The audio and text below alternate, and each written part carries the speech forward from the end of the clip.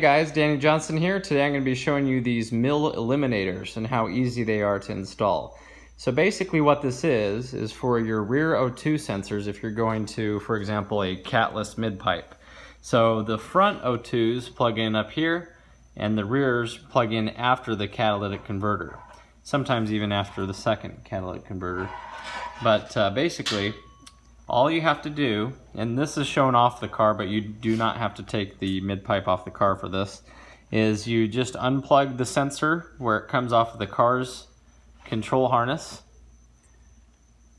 and then you simply just plug in the new mill eliminator in its place, and then plug it back into the car. And so it's basically just like a little extension that goes from your O2 sensor, the rear O2 sensor, back into the car.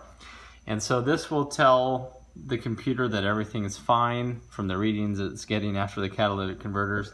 So this is for an example, if you do not have a handheld tuner to turn off your rear O2s and you're running the catless mid-pipe or something like that, this will basically tell the computer that everything's okay and the car will run properly.